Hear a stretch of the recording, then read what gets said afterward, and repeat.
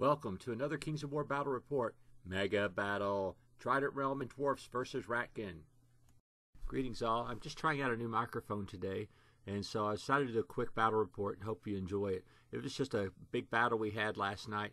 For some reason, we can't seem to get an even number of people to show up to play. We always have one drop out at the last minute, so it's kind of hard to plan some of these events, but nonetheless, what we do then is one person usually draws up a huge battle, a huge army, and two people play against them. And so in this case, we had 3,000 points on each side, and my friend Sean Dietrich had his Trident Realm, and over on the far end, away from the end of the table, is my friend Carl Cannon and his new Dwarf army. So I really hope you enjoy. This is going to be just some quick synopsis style battle report as opposed to super detailed. One thing that's really nice about this battle is that everything on the table is painted. I love it. I love it. I just love it because it just adds to the spectacle. It actually made me feel bad because some of my units aren't really based that well, and so I felt bad because they weren't based all the way. Something else that's happened is I've had these models, some of them for over a decade. I would say the bulk of them for over a decade, and now some of the flock and the original gravel on them is starting to come off. And so at some point in time, I'm going to have to do a repair and replace, so to speak, on some of those bases. But I had a big list with I think I had 6 regiments of Vermintide, 2 hordes of warriors. Everything had plague pots that could have it. 3 units of shock troops. The Scud, 3 Warlocks, a Broodmother, the Tangle was also on the table. So I had quite a bit of army, and it's actually fairly elite for a Ratkin army, but I had so many points that I could just blow. And honestly, I could have filled this table up with models, but I chose not to because I don't like getting them all out and putting them all back up. So what I did is I did have a little bit more elite army, and you can see on this end of the table, the first thing I did was move the some Vermintide forward to act as chaff, and with the shock troops following them and the Scud next to them. In the woods, I had one of my Warlocks and this is the one with the boomstick, and then next to them was my first of my weapons teams. Following down the table there, you have the first unit of warriors, and they had a unit of Vermintide in front of them, and next to them was one of the other Warlock and the Tangle, and the Tangle was behind a unit of shock troops and a unit of Vermintide. Further down the table, we had the second weapons team I had and a unit of Vermintide, then a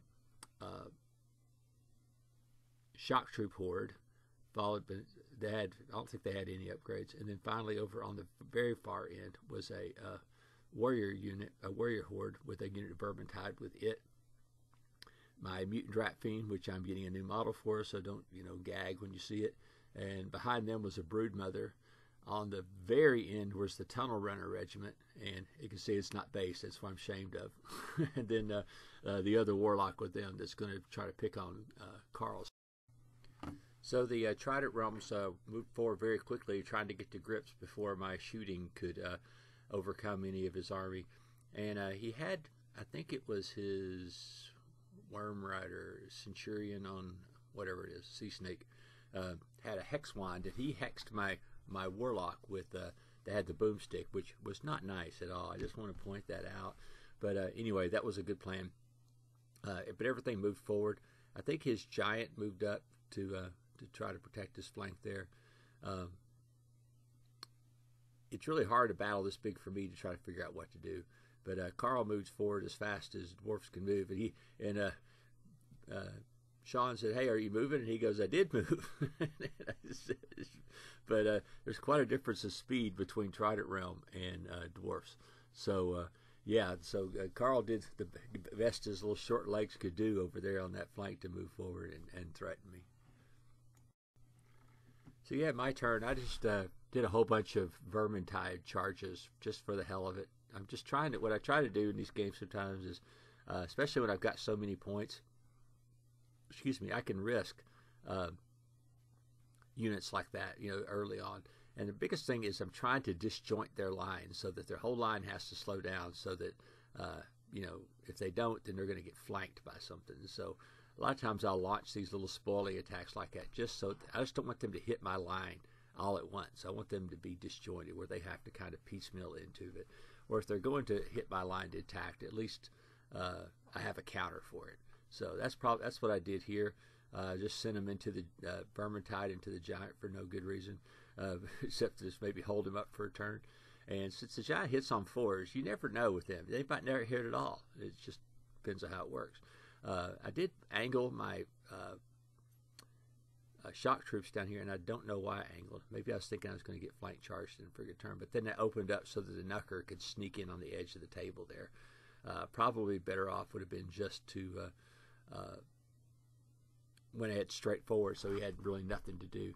The Scud moved up behind the shock troops to get some angles to try to be able to see if I can get a flank charge as they come down the line. Yeah, on this end of the table, I saw an opportunity to hit hard with my tunnel runners. This game, honestly, I split them away. Usually the Scud and the tunnel runners run together, but I was trying to be nice and not have too much firepower or too much melee power on one side of the table, since that's no fun for the person who's getting dumped on. So I deliberately spread my army out just so that we had, so we could have fun. Because this is not really a serious game as far as, we're going to brag about who won or lost. Well, maybe I will at the end. But anyhow, that's neither here nor there. But I went ahead and charged into the Slayers up there and did enormous damage. But then rolled Snake Eyes and stuck them there the whole rest of the game, I'm pretty sure. Because between fighting them and then somebody else comes in to fight them, it's just ridiculous. I mean, if I would have busted through them, I would have been rolling the line, on the next turn. But that's the way it is. I did charge some Vermintide into his Earth Elementals, and that's just to slow him down while I sneak up the Mutant Rat Fiend. Over in the middle, I went ahead and did charge a unit of Vermintide into some of Sean's Depth Horrors. And again, the reason why is I want them to be disjointed. I want him to have to get his line out of socket, which maybe let me shoot a little bit more. So that was pretty much it for the turn. You could see my ugly Mutant Rat Fiend figure, and that's it. I'm ordered a new one. It's going to be nicer, I promise you. But right now, I just try to have something in there that's on the right base that I can use, and so that's the model that's there. So down on this end of the table, it's just a better picture of what you can see before. You can see I've kind of got a U-shaped thing going there. Hopefully I can exploit it. Hopefully he'll just charge right into the middle of it and die like a dog, but I'm pretty sure he won't. So anyhow, doing the best I can to do. I mean, Trident Realm is really hard to defend against because they are pretty quick. I'm not saying that they're quicker than me because we're pretty much the same speed, but the bottom line is that Ratkin do not have any like native hit-on-3 infantry, and so they really are going to struggle once they get in a fight with the Trident Realm. I mean, the only saving grace is that the shock troops have 30 swings, and that helps to mitigate some of the hitting on 5s and 6s in case of my regular warriors. And I think one unit had Blessing of the Gods. I think the one over here on the left with the Scud behind it had Blessing of the Gods, so he was probably in a little bit better shape than most. So I didn't like getting hexed with my Warlock, so I sent the Scud to deal with the Centurion and introduced the Centurion to the best dragon in the whole game, and of course he obliterated him in one go, and that was able then to turn my Scud toward the flank of his entire army. You can see he snuck that stupid Knucker up here on the corner, and like I said, if I would have just been going straight, I would have been fine. I don't know what I was thinking, because now I'm going to catch the Thuls in the front and that thing in the side, and I really don't know what I was doing. I don't know. I should have just straightened out, I guess, but maybe I thought I was going to get flank charged by one of those units in the middle. Maybe that's why I didn't do it. And figuring that those units would be a lot more lethal than the Thul and the Knucker as far as trying to kill me over here. What I really like about this picture, you can see he's cleared out all the vermintide and stuff that's in front of him, except my one little unit. He's been shooting at him with the organ gun. I really like this picture because it looks like a battle. You got lots of ranks and stuff like that. Over on the right, you can see my tunnel runners still fighting the stupid slayers who should have been dead, but can't do anything about it. My mutant rat fiend's getting ready to engage the earth elementals. It's pretty much the only unit that could consistently hurt them, especially since if my shock troops would have been flip-flopped with the warriors, it would have been okay, but they weren't. And so the only thing I had to deal with those was either the tunnel runners or the mutant rat fiend, and so that's what I chose to try to take out the earth elementals with. Here in this picture, you can see the anvil in the back, and that's his general on large beast that's heading over to try to help out the slayers. There's also another unit. Oh, I know what's there. It's the stupid Iron Guard. That's not a unit that I want to be messing around with, being armor 6. So he had an armor 6 unit coming to rescue the slayers. Really good flank, because if you think about it, I really, honestly, if I had a critique on deployment, I would have put the general over here on this flank along with the earth elementals and the Iron Guard, and then your flank is not going anywhere ever. You know, it's that much armor 6 and that much hittiness. That would have been a good plan, but I think he had him over there because my stuff coming up the middle, he probably needed some inspire and some firepower. So I noticed that my pictures get really blurry from here on out. That's probably when I hit my alcohol limit. Goofing around here, I was having a good time. Probably drank just a touch too much, and there I can see some of my pictures get blurry from here. But on this flank, I decided to just uncork everything at once.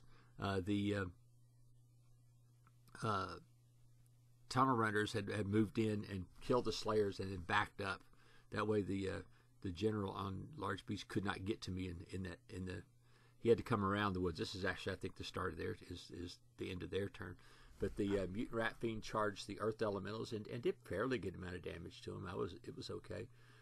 The red chits behind my units, those are my plague pots being popped, because I had to have some way, and I had some nice markers that Sean had given me for tokens for that. I mean, not for that specifically, but for objectives. But everything's doing pretty good right here. I mean, I used my broodmother, and she'd been between the lightning bolts from the warlock and the broodmother. They already had the spearman up, down 5 wounds, but not likely with warriors that you're actually going to hurt them. But the big thing here that I was hoping to do was that the shock troops could mangle their unit over there and then come around to eventually help them, or the mutant rat fiend could mangle his unit, or the tunnel runners could do that. But it's going to take a while. They're dwarves. They don't just roll over and die like some armies. You can see the warlock here. He was been hiding behind the tower. He is boogieing at maximum speed over to the other flank, because Sean is initiating a breakthrough on me, and I need to. Like I said, Sean is ruthlessly attacking my line, which I don't like the least bit, but it's expected. So he sent 2 units of depth wars into my unit of shock troops in the middle there. The one with the tangle is right behind it. He had moved his giant up to block the line of sight for my scud, but I just flew over him in the next turn. Actually flew too far. I mean, I just needed to bounce over him. That I could have shot my lightning bolt, but I went just a little bit too far. Surely trying to position to get into the rear of either the gigas or the flank of the depth wars. So that was my goal there. Over on the other end, his Knucker had charged into the flank of my shock troops, and the Thuls in the front. I killed the Thuls instantly, turned to try to kill the Knucker before that giant could get into me, but I think I'm a little overwhelmed over there with just that many points of stuff against my one unit. And I'd pulled my support over there with the I still had a weapons team, but that was kind of subpar most of the game until the very, very end, that's fine. As long as it's on par at some point during the game, I'm happy. But anyway, this was a vicious fight over here, and so yeah, it got bloody fast. You could see here that the giant did make it into the flank of my shock troops and the Knucker in the front. They're not going to be long for this world. The warriors there, I had he had charged into it and he was hindered. So the next turn, I backed up again, so he'd be hindered again because he'd started off the wall and then popped the play pots. Well, finally my luck ran out, and I had no more places to run, so the Gigas came on in and started wailing on me. In the middle of there, his 2 units of depth horrors and something else took out my shock troops, but in return, the Scud, because I'd moved them in position, and the Tangle. I mean, he had turned this 1 unit to the side to keep from getting charged, and then I whacked him with the Tangle in the flank with 20 swings, so that was good. So now he's down. All of his depth horrors are eliminated, so that's the biggest threat to my army anyway. Now I had to get rid of the Gigas. I think his Knucker and his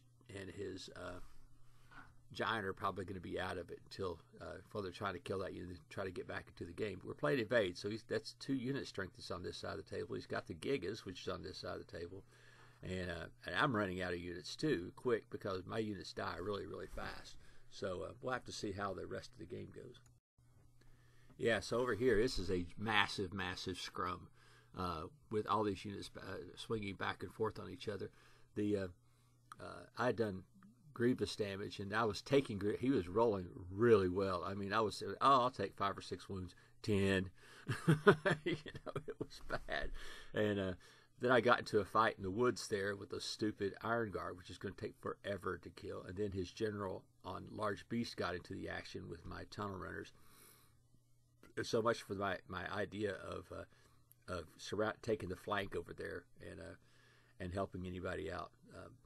His Earth Elementals were really rolling subpar as far as the number of hits. They were doing some damage, but between my regeneration was bringing them back. I didn't even have to use Drain Life to heal the Mutant Rat Fiend, which I probably should have been using. But I was sucking the wounds out of those Bulwarkers as quick as I could. I mean, they're a good unit, and they're fighting my warriors. I just need to keep them in place, because if they break loose, then I'm afraid that I'm going to get either my Mutant Rat Fiend will get flanked, or the shock troops in the middle there will. So yeah, the warriors, they did okay. They held up the Gigas for 3 turns. That was good. Bad thing is for the Gigas now is I have circled them. The weapons team is in their rear, and their special rule is mostly from the front. So being able to lightning bolt into the flank and shooting them in the rear, I was able to just barrage and destroy them in 1 turn. Normally, you shoot all day and not hurt the stupid things, but having the ability to shoot from the rear or the flank is a good way to take them out, especially with some of the high piercing stuff that I had. Yeah, the Dwarfs were punching me in the face and really were taking a toll. And what happened that I was scared of was that the Bulwarkers were going to break through, and that way they could exploit in their next turn, either charging into the Mutant Rat Fiend or into the shock troops. He had got the shock troops up and rolled really, really well, had them up to 16 freaking wounds, and wavered them, which was, that was close. I mean, I didn't need them to die, because that's a lot of unit strength if you can get across the line to win this scenario. So I had to do something about that dwarf cabal over there pretty quick, or I was going to be in deep trouble. So yeah, in my turn, the Scud came to the rescue and wiped out the unit fighting the shock troops. I think I drained life and got a couple points and put it back on them, but they're still pretty hurt. I mean, they're minus 14. That's not good. Over here on the right, my tunnel runners had destroyed the Iron Guard and was getting ready to bear down on the Dwarf King. I don't know why he didn't charge me in this next turn. Maybe he just forgot. But anyway, so that's going to let the tunnel runners, since they can hit the tunnel runners C to do something else next turn. But yeah, I'm still in trouble there. I had to move the Broodmother up to protect the flank of the Mutant Rat Fiend. She's just going to have to sell her soul for this one. Those guys have Brew of Sharpness, 30 swings. It ain't going to be pretty, when they're hitting something. So I was just lucky that the Mutant Rat Fiend was holding out against the Earth Elementals. They're just trading blows back and forth. But my regeneration is squaring me away to keep me in the battle there. Because, I mean, one good turn and I would have been poof. pretty sure Carl's organ gun finished off the wounded shock troops. Could do nothing about it. The Scud was right in the flank of his bulwarkers, so he just did a formation change, and this was kind of a mistake, as you'll see in just a second, because what I'm able to do in my turn is to back up the mutant rat fiend and rear charge the bulwarkers, and I went ahead and charged in the front with the Scud anyway. I just needed to make sure they were obliterated, because I'm trying to get rid of unit strength as quick as I can, and with that, you know, I did do a massive charge in and destroyed the bulwarkers. They were already severely wounded. I mean, they've been fighting, and I've been draining life on them the whole game, and so they're already pretty wounded. But that finished them off and kind of sealed the deal for my side. So over here, Sean charged the giant and the Knucker into the weapons team and destroyed it. And just in case there's a turn 7, you know, normally why would you do this? Well, the main reason why is because I have 1 unit strength there. And Sean was trying to get rid of every bit of trying to preserve. As a matter of fact, I don't even know why he did it, because if you're playing Invade, it doesn't matter what I had on my side of the table. Well, what happened was he pulls in front, and then the other weapons team, all 3 warlocks, and the Tangle unass on his Knucker and kill it. So it's losing with a giant left is the only thing on this side of the table. So up here on this end of the table, you can see the result of all the fights there. The tunnel runners had blasted through the woods to get after his stone priest, and I bounced as usual. I don't know why I have such trouble with stone priest. I did it last time. I bounced off of them with a couple of charges, but the mutant rat fiend and the Scud managed to get rid of the bulwarkers. And if there would have been a turn 7, you know, those earth elementals were hosed. There was no way they were going to live to see the light of day. Probably I would have lost my tunnel runners to his general on his general on the beast. Would have killed my tunnel runners, but I don't think there's any way that the elementals are already up to like 9 or 10 wounds. And like I said, anything, you know, 1 decent round from either the mutant rat fiend or the Scud or both would have finished them off. So that's the end of the game.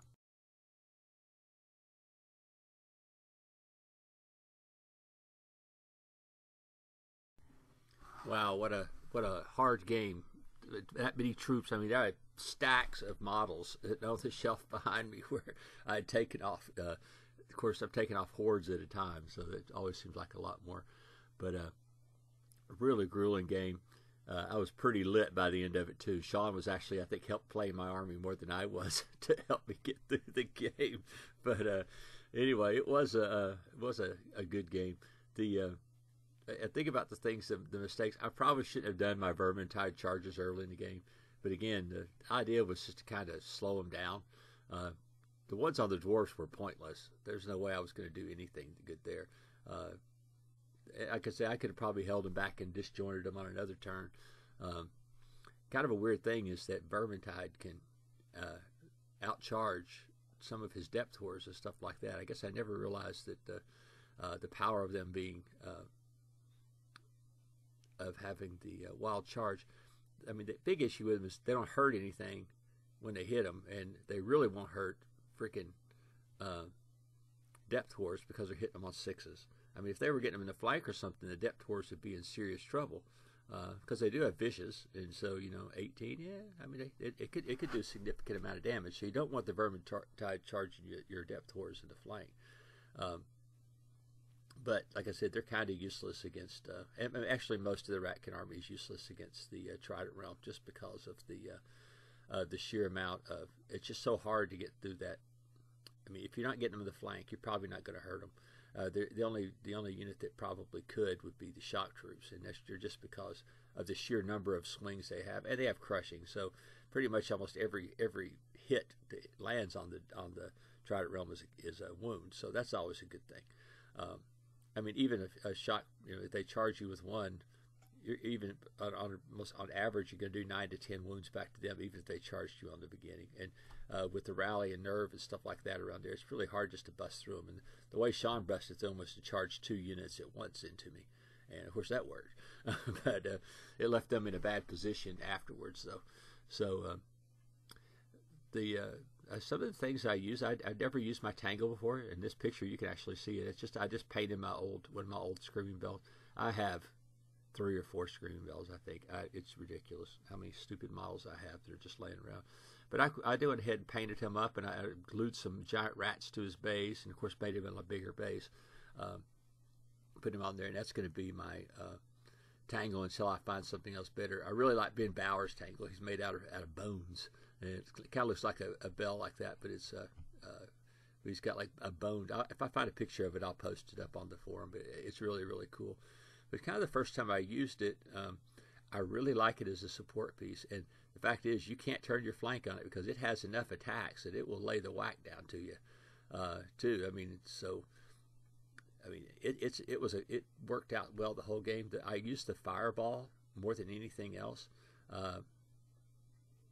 I never used the Bane Chant and stuff on it because, I mean, against the Trident realm, you really don't need the Bane Chant. It's just a waste of unless you're fighting the Gigas.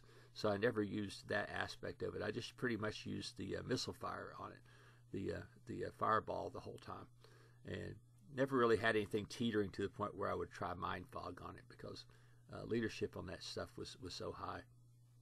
But the triplets, the 3 warlocks, they always pay off. I mean, they early in the game they were rolling. It was inept how bad that they were rolling. They would 5 lightning bolts, no hits. 8 lightning bolts, 2 hits. I mean, they were rolling poorly, but it just accumulates over time. At the end of the game, they're beating on these damaged units, and they were just opening them up like a can opener then. And the weapons teams, they did really well. Like the Gigas was what impressed, I think, Sean and I both, from just the angles of getting hit. When I was able to shoot them, not with their big shield not in the way, they became very normal very fast, and they went down just blam. So I've never seen them taken out quite that quick. But I was no way I was going to hurt them in a fight. I mean, that was just, that went without saying. Especially when I had basically nothing left on this side of the table, except 3 warlocks, a rattling gun, and my tangle. It was the only thing I had left alive. Of course, the only thing he had left alive was his coral giant. So, I would say that in this case that I won the battle of this flank. Over on the other flank, the rolling snake eyes with the tunnel runners was just awful because, I mean, I would have been behind his army or in his flank so fast if they would have rolled on through. But I did roll the snake eyes, and it probably made the game better in the long run. One of the things that Ben Bowers does that, and I didn't do this game on purpose because I didn't want to just blow somebody off the table. It's no fun.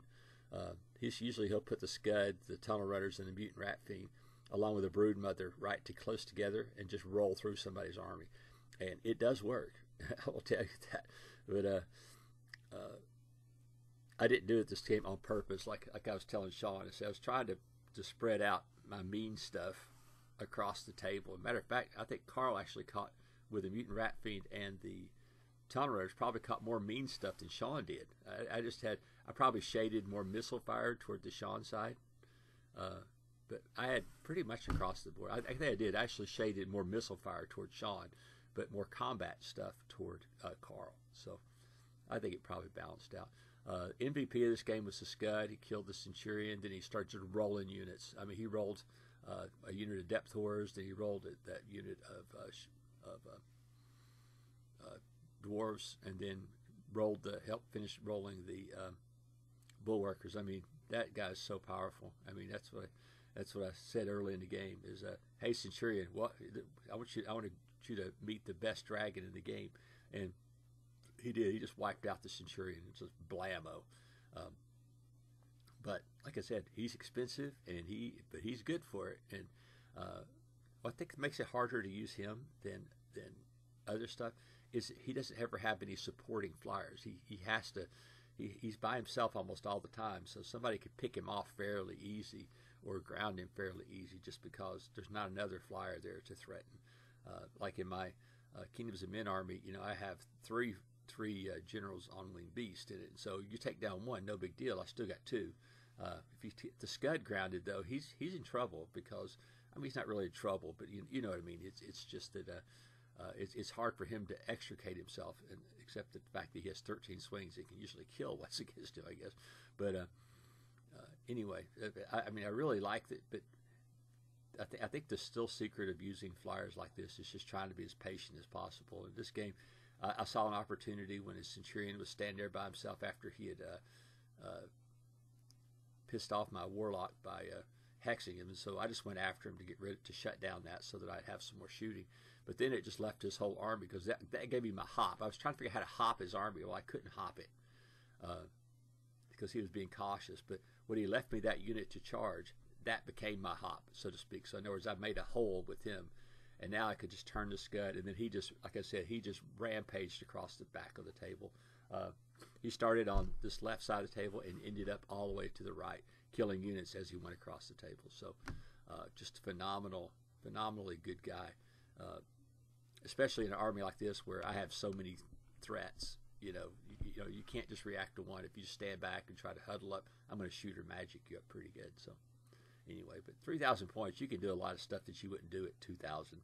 Because I mean, you can buy, just multiples of nasty things, like 3 warlocks and with a boomstick. I mean, that's what, God, 400 points, 300 points, something like that. So yeah, it's pretty effective use of points there with those guys. But anyway, I hope you enjoyed the battle report. I meant it to be short, but I guess I'm rolling on now too far. See ya.